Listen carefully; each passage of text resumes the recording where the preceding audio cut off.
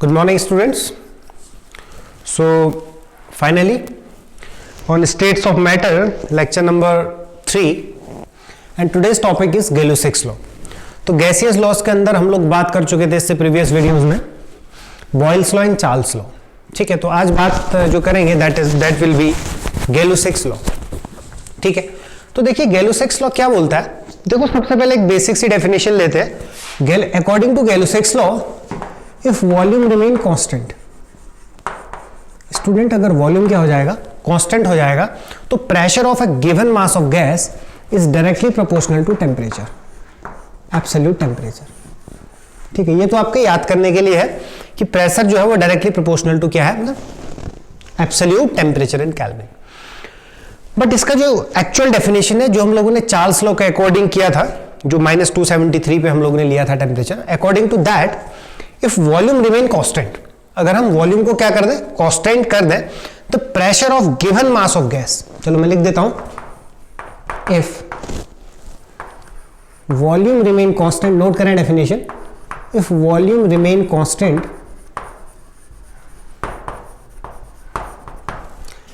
The pressure of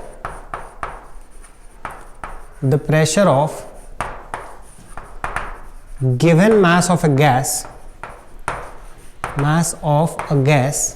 देखो यहां तक डेफिनेशन सेम था चार्ल्स लॉ वाला भी. अब ये क्या होगा कि pressure of given mass of a gas increased और डिक्रीज्ड बाय 273, क्या होगा, by 273 of it's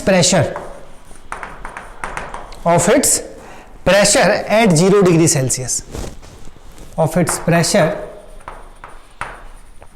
eight 0 degree Celsius. ठीक हो गया, पर डिग्री चेंज ऑफ टेम्परेचर, ये तो डेफिनेशन थी, पर डिग्री चेंज ऑफ टेम्परेचर. ठीक है, तो ये डेफिनेशन उन स्टूडेंट को डिफिकल्ट ये लग रही होगी जिन लोगों ने चार्ल्स लॉ का वीडियो मतलब नहीं देखा है. तो ये स्टेटमेंट अगर आपको करना है क्लियर, तो you can go to the description and watch the video number 2, Boyle's and Charles law. ठीक है, तो वहां पर मैंने डेफिनेशन किया है क्लियर, बट फिर भी देख लेते हैं यहां पर क्या करेंगे कि volume remain constant the pressure of given mass of a gas increase और decrease by 273 of its pressure at 0 degree Celsius पर degree change in of temperature. Means मान लीजिए किसी टेम्परेचर T1 पर प्रेशर क्या था स्टूडेंट, P1 था, और दूसरे टेम्परेचर T2 पर प्रेशर क्या था, मान लीजिए P2 था. ठीक है ना, तो कैसे था 273 पर कैसे चेंज होना, वो अपने ने चार्ल्स लॉ में किया था. तो यहां पर अब उसको डिटेल में नहीं करेंगे, बट मैं आपको यह समझा देता हूं कि T1 डिग्री सेल्सियस पर जो P1 था ये किसके बराबर होगा. मान लीजिए इनिशियल प्रेशर क्या था, P0 plus P0 by 273 into T1. Simple सी चीज है. अब यहां से जो P1 निकल के आएगा is equal to P0 common ले लूंगा यहां से, तो क्या बचेगा, 1 प्लस T1 ओवर 273. इसको सॉल्व करके लिख लेता हूं, P0 into 273 plus T1 divided by 273. बोलो समझ में आ गया.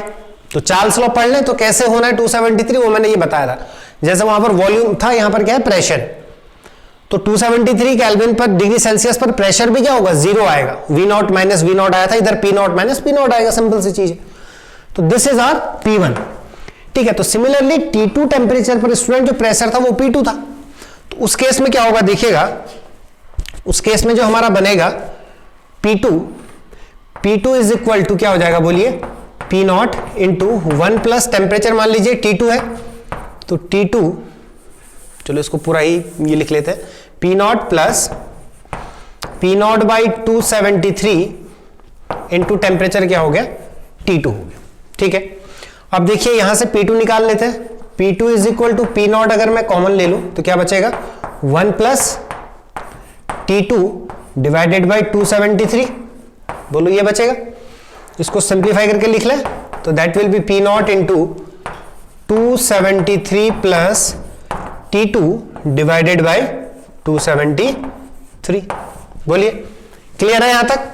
सो this is the value of P1 and this is the value of P2. Note करें, फिर मैं थोड़ा सा स्पेस नहीं है तो इसको रब कर देता हूं. ठीक है, तो नोट कर लिया होगा आपने P1 और P2 कैसे निकल के आए। ठीक है, अब देखिए यहां से मैं क्या करूं, यहां से अपन क्या निकाल देते हैं, नोट करें इसको, यहां से मेरे पास P1 और P2 की दो वैल्यूज आ चुकी है, तो P1 ओवर P2 कर दूं तो देखिएगा क्या होगा, P1 का वैल्यू क्या आया, देखिएगा P1 ओवर P2, तो P0 से P0 तो कैंसिल हो जाएगा, 273 plus T1 over 273 divided by 273 plus T2 अपन 273, तो 273 भी कैंसिल होगा, क्या बचेगा बताइए, 273 plus T1 divided by 273 plus T2। अब देखिए 273 डिग्री सेल्सियस है टेम्परेचर, इस पर मैं अगर T1 ऐड कर रहा हूं तो it will convert into Kelvin, तो यहां से मेरे पास आएगा P1 over P2 is equal to temperature T1 over T2। जो मैंने इनिशियली आपको बता दिया था शुरू में कि अगर वॉल्यूम कांस्टेंट हो तो उस केस में प्रेशर जो है वो डायरेक्टली प्रोपोर्शनल टू टेम्परेचर होता है, तो देखिएगा यहां से क्या आएगा, P directly proportional to temperature, और आप ऐसे भी लिख सकते हैं P इज इक्वल टू एक कांस्टेंट लगा दीजिए KT। तो यहां से मेरे पास गैलुसेक्स लॉ का स्टेटमेंट आ गया, pressure is directly proportional to temperature, और हमने डेरिवेशन से भी इसको प्रूव कर लिया। ठीक है, अब इसकी जरूरत नहीं, इसको रब कर देते हैं। ठीक है, so this is Gay Lussac's law student. अब देखिए यहां पर क्या होगा, जो P is equal to KT है ना, ये आपको कर्व प्लॉट करने में हेल्प करेगा। देखो इसको मैं कंपेयर कर सकता हूं, y is equal to this is m and t is x। ठीक है, तो y is equal to mx जो लाइन होती है वो कैसी होती है student, it is straight line going through origin. अगर मैं y एक्सिस पे क्या ले लूं, प्रेशर ले लूं, और x एक्सिस पे क्या ले लूं, टेम्परेचर इन केल्विन ले लूं, ध्यान रखिएगा टेम्परेचर इन केल्विन। क्लियर है बात, तो P is equal to KT, y is equal to mx के सिमिलर कर्व मिलेगा मुझे, and this is straight line going through origin. अब देखिए यहां पर इस throughout this whole curve the volume is constant, pressure और किसके बीच में खींचा, टेम्परेचर के बीच में खींचा। ठीक है, तो यहां पर क्या होगा, so this type of curve is known as volume is constant, तो प्रेशर और टी के बीच में straight line, and such type of curve are known as isobars. इसको क्या बोल देते हैं, आइसोबार्स बोल देते हैं। ठीक है, तो आपको डिफरेंट आइसोबार्स भी मिल सकते हैं, बस स्टेटमेंट आपको ध्यान रखनी है, if volume remain constant, if volume remain constant, the pressure of given mass of gas increased or decreased by 1/273 of its pressure at 0 degree Celsius per degree change in temperature। वो पर degree वाला कैसे change हो रहा था, that we have deal in Charles law। तो ये अपने पास एक टेम्परेचर आया, मतलब एक रिलेशन आया, over P2 is equal to T1 over T2, और यह सब निकाल सकते हैं P directly proportional to T और P is equal to KT, and you can draw a curve। ठीक है, so this is all about Gay-Lussac's law student. तो बात करते हैं next, that is Avogadro law. तो नेक्स्ट लगाएंगे heading Avogadro law. It is also important law, हालांकि हम इसको लॉ ऑफ केमिकल कॉम्बिनेशन में पढ़ चुके हैं, बट फिर भी इसको और कर लेते हैं इसको एक बार। एवोगैड्रोस लॉ, अब देखिएगा एवोगैड्रो लॉ क्या होता है, सिंपल सी चीज है, if pressure and temperature there are if similar condition of pressure and temperature. अब देखिए प्रेशर एंड टेम्परेचर अगर क्या हो, सेम हो, मतलब कांस्टेंट हो, if pressure and temperature are constant, so volume of any gas, क्या बोला मैंने, volume of any gas is directly proportional to the number of moles. So this law is simply known as Avogadro law. इसको हमने laws of chemical combination first unit में किया हुआ था, फिर भी मैं आपके लिए इसको कर रहा हूं रिवाइज। अब देखिए volume directly proportional to temperature है, तो डायरेक्ट रिलेशन है, तो मैं क्या बोल सकता हूं यहां से स्टूडेंट, ये बताइए मैं क्या बोल सकता हूं इस रिलेशन के लिए, इसको बोल सकता हूं V1 over V2 in two different conditions, V1 over V2 will be equal to what, N1 over N2। by direct relation है ना, V directly proportional to N means V1 over V2 is equal to N2 over N1। ठीक है, sorry N1 over N2। अब देखिए अगर यहां पर एक कंडीशन अप्लाई कर दे कि if volume is same V1 is equal to V2, तो उस केस में क्या हो जाएगा student, N1 will also equal to N2। Number of moles में क्या हो जाएंगे स्टूडेंट, मतलब बराबर हो जाएंगे। Means equal volume of all gases under similar condition of pressure and temperature contains equal number of moles, contains equal number of moles. क्या बोला? Under similar condition of temperature and pressure equal volume of all gases contains equal number of moles. Means अगर pressure और temperature की condition same हो तो, और volume same volume के अंदर जो गैसेस होंगी, डिफरेंट गैसेस भी हो सकती हैं, उनके नंबर ऑफ मोल्स क्या होंगे स्टूडेंट? बराबर होंगे। ठीक है, हालांकि मैंने वहां पर आपको N2O2 के एग्जांपल लेके भी किया था एक्सप्लेन, बट फिलहाल आप इस स्टेटमेंट को मतलब अच्छे से समझ लें। बट एवोगैड्रो लॉ के साथ दिक्कत क्या है? This law is applicable only at low pressure. ये लॉ केवल लो प्रेशर पर ही एप्लीकेबल है, इसलिए इसको लिमिटिंग लॉ भी कहा जाता है। ठीक है, आई थिंक स्टेटमेंट बड़ी आसान है, आपने इसको देखा होगा अच्छे से। स्टेटमेंट ध्यान रखें, V directly proportional to N, बाकी आपको कंडीशन भी निकाल लेंगे, कोई दिक्कत नहीं है। ठीक है, तो क्या बोला? Equal volume of all gases contains equal number of moles. Mean suppose आपके पास कोई इक्वल वॉल्यूम है 20 ml, ठीक है, 20 ml यहां भी ले लिया, 20 ml यहां भी ले लिया और 20 ml यहां भी ले लिया। इक्वल वॉल्यूम हो गया, प्रेशर और टेम्परेचर तीनों जगह कांस्टेंट हो जाए तो इसके अंदर आप चाहे O2 भर दो, इसके अंदर N2 भर दो, इसके अंदर CH4 को भर दो, सबके नंबर ऑफ मोल्स क्या होंगे? इक्वल होंगे। So this law is simply states Avogadro law. I think it is very simple and clear to you. आइए अब बात करते हैं one of the most important topic of today's, that is ideal gas equation, जो कि बहुत important है student और बहुत सबसे ज्यादा आसान भी है। अब देखिए आइडियल गैस इक्वेशन क्या होती है? आइडियल गैस इक्वेशन, ठीक है, अभी मैं अब आपको बताऊंगा आगे कि basically what is ideal gas and what is real gas and what are its physical significance. कि बेसिकली आइडियल, जैसा आइडियल चीज होती है ना कि कोई भी चीज, this student is very ideal, तो आइडियल और real there is a basic difference. तो what is the chemistry point of view, ideal gas क्या है, रियल गैस क्या है, वो वैन डर वाल इक्वेशन के ऊपर हम लोग जब आएंगे तो डिटेल में करेंगे बात।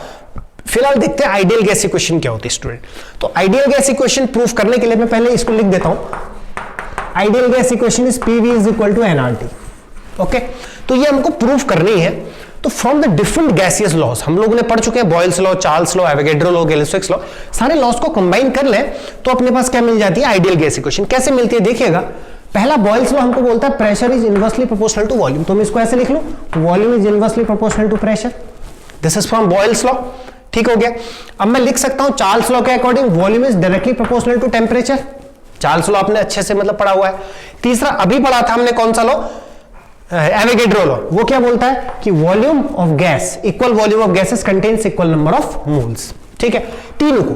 अब इन तीनों इक्वेशन को कंबाइन करना, देखिए लेफ्ट हैंड साइड में वॉल्यूम है तो मैं बोल सकता हूं volume directly proportional to 1/P T N, N और T तो साथ साथ ही NT, ये अपॉन में है तो NT अपॉन P कर देंगे। इस P को इधर ले जाए student, PV directly proportional to NT।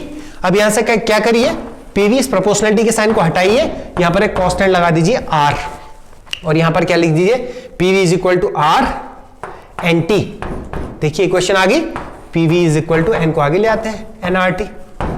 तो this is our ideal gas equation, बड़ी आसान है। This is from Boyle's law, this is from Charles law, this is from Avogadro law. तीनों को कंबाइन किया, वॉल्यूम को साथ में रखा तो PV is equal to nRT, जहां पर P क्या है स्टूडेंट? प्रेशर है, V क्या है? वॉल्यूम है, N क्या है? नंबर ऑफ मोल्स है, R क्या है? यूनिवर्सल गैस कांस्टेंट है और T क्या है? टेम्परेचर इन केल्विन है। ठीक है, तो यहां पर आपको ध्यान ये रखना पड़ेगा, इस R का वैल्यू देखो अलग अलग कैलकुलेशन के हिसाब से R का वैल्यू भी अलग अलग होता है। मैंने आपको नोट्स में भी सेंड किया हुआ है। R इज 0.0821 लीटर एटीएम पर केल्विन पर मोल हो सकता है, या फिर R का एक और वैल्यू होता है 1.99 किलो कैलोरी पर मोल, वो थर्मोडायनेमिक्स में करते हैं यूज, उसको उधर यूज नहीं करना है। ठीक है, तो या फिर 8.314 लीटर एटीएम पर केल्विन पर मोल वाला भी यूज उसको ये कर सकते हैं। तो R की वैल्यूज के ऊपर मैं ज्यादा डिटेल में नहीं आ रहा हूं, बट आप लिखना चाहे तो लिख सकते हैं।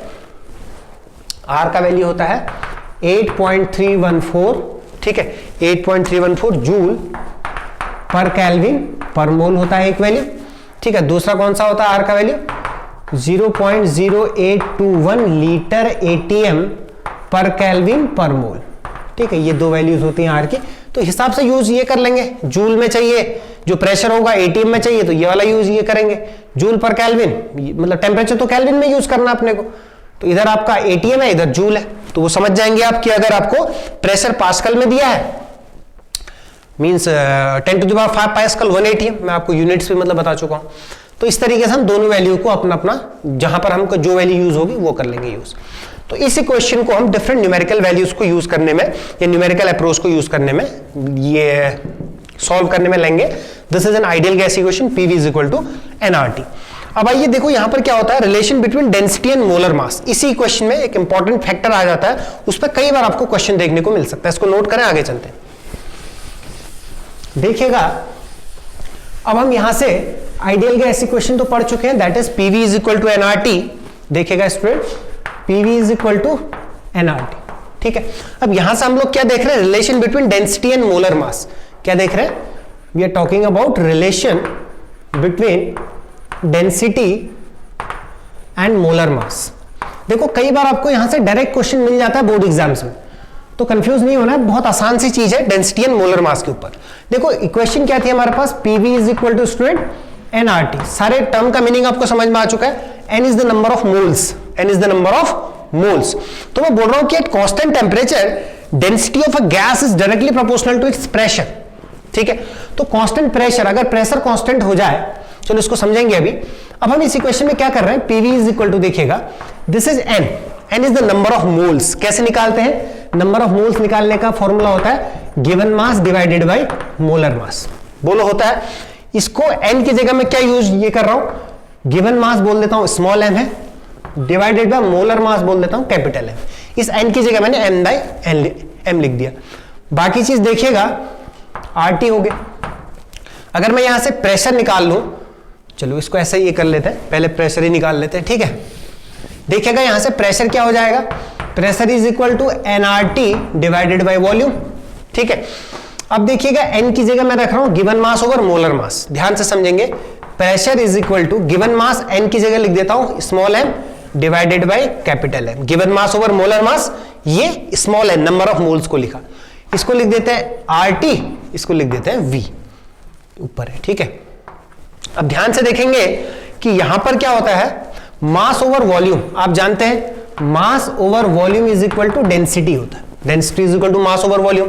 तो इसको डी लिख दो, तो प्रेशर इज इक्वल टू क्या हो जाएगा, D R T divided by M. Pressure is equal to D R T divided by M. तो अब मैं बोल रहा हूं यहां पर एक कंडीशन आपके लिए कि एट कांस्टेंट टेम्परेचर, अगर टेम्परेचर कांस्टेंट हो जाए, R is universal gas constant, so at constant temperature pressure of a gas, ठीक है, या density of a gas directly proportional to its pressure. तो आप बोल सकते हैं डेंसिटी जो है वो डायरेक्टली प्रोपोर्शनल है किसके, प्रेशर के, ठीक है।